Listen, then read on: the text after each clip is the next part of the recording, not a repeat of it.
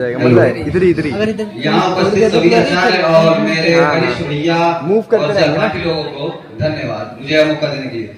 आज मैं अपने जीवन में एक अनोखी घटना देखी है। यह पहली बार ही संभव आखिरी बार है किसी ने मुझे चुटकुला सुनाने या कहने के लिए मुझ पर भरोसा किया है।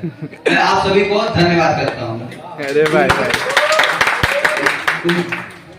उनका और मेरा हास्य बोध एक जैसा है। उनका और मेरा हास्य बोध एक जैसा है, इसलिए यदि मेरे चुटकुले पसंद नहीं आए तो आप उनको दोष दे सकते हैं। बिल्कुल भाई। एक बार मैं एक शादी में गया था, तो शादी के समय एक मैंने वहाँ दृश्य देखा। वहाँ पे शादी के समय बिलखती हुई दुल्हन की माँ उसको मना रही थी और समझा रही थी। समझा के उन्होंने बोला, रो मत बेटी, मेकअप धुल गया तो बारात वापस चली जाएगी। परसों मेरे साथ एक घटना हुआ। परसों एक लड़का था, मेरा दोस्त है, अमित नाम है उसका। उससे मैंने पूछा, अमित पढ़ाई कैसे चल रही है और पेपर आ रही है, तैयारी क्या कर रहे हो? तो बोल रहा है, उसका जवाब यही आया कि समंदर जितना सिलेबस है, नदी जितना पढ़ पाते हैं, बाल्टी जितना याद होता है और चुल्लू भर नंबर आते हैं।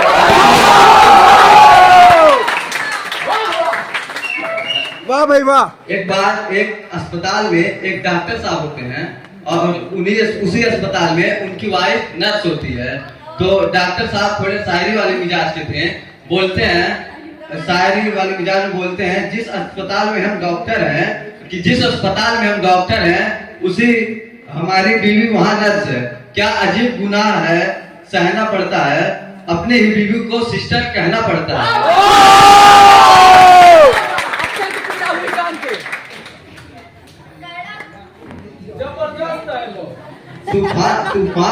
तूफान की दिशा जानने के लिए किसी भी अनजान मोबाइल लिंक पर क्लिक ना करें। कि तूफान की दिशा जानने के लिए किसी भी अनजान मोबाइल लिंक पर क्लिक ना करें, नहीं तो तूफान बैंक खाते से होकर गुजरते हुए सारा बैलेंस उड़ा देगा। एक बार एक मरीज था जो एक डॉक्टर के पास गया। तो मरीज बोल रहा है, डॉक्टर साहब क्या हुआ है मुझे?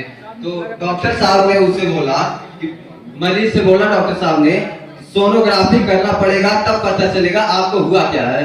तो मरीज बोल रहा है कि डॉक्टर साहब हम बहुत गरीब आदमी हैं, मैं इतना पैसा तो नहीं दे पाऊंगा कि सोनोग्राफी हो सके, इसलिए आप चांदीग्राफी या तांबेग्राफी करवा दो।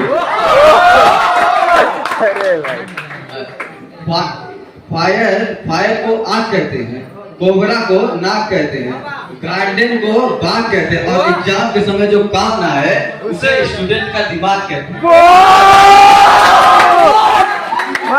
धन्यवाद।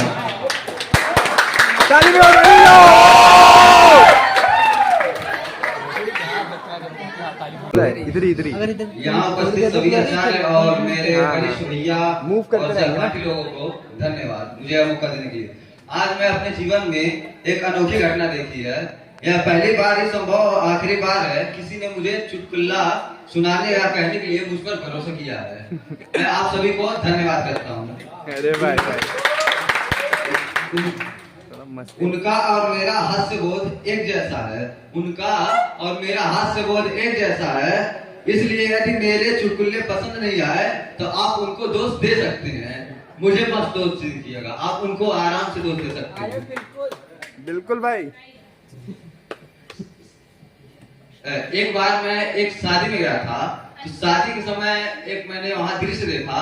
वहाँ पे शादी के समय बिलखती हुई दुल्हन की माँ उसको मना रही थी और समझा रही थी। समझा के उन्होंने बोला, रो मत बेटी, मेकअप धुल गया तो बारात वापस चली जाएगी। परसों मेरे साथ एक घटना हुआ।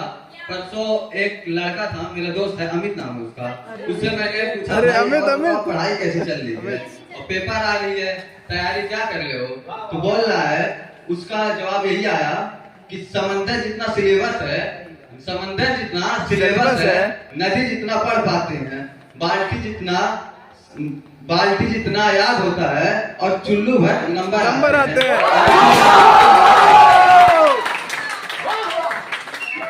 वाह भाई वाह। एक बार एक अस्पताल में एक डॉक्टर साहब होते हैं और उसी अस्पताल में उनकी वाइफ नर्स होती है।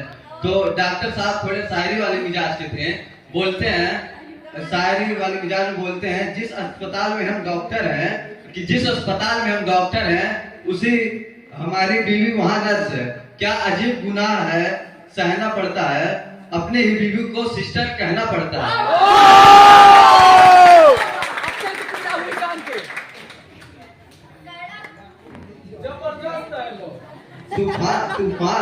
तूफान की दिशा जानने के लिए किसी भी अनजान मोबाइल लिंक पर क्लिक ना करें।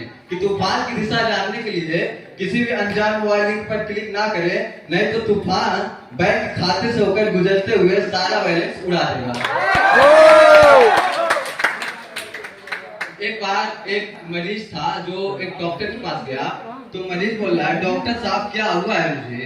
तो डॉक्टर साहब ने उससे बोला कि मरीज से बोला डॉक्टर साहब ने, सोनोग्राफी करना पड़ेगा तब पता चलेगा आपको हुआ क्या है। तो मरीज बोल रहा है कि डॉक्टर साहब हम बहुत गरीब आदमी हैं, मैं इतना पैसा तो नहीं दे पाऊंगा कि सोनोग्राफी हो सके, इसलिए आप चांदीग्राफी या तांबेग्राफी करवा दो। फायर को आंख कहते हैं, कोबरा को नाक कहते हैं, गार्डन को बाग कहते हैं, और एग्जाम के समय जो काम ना है उसे स्टूडेंट का दिमाग कहते हैं। धन्यवाद। धन्यवाद।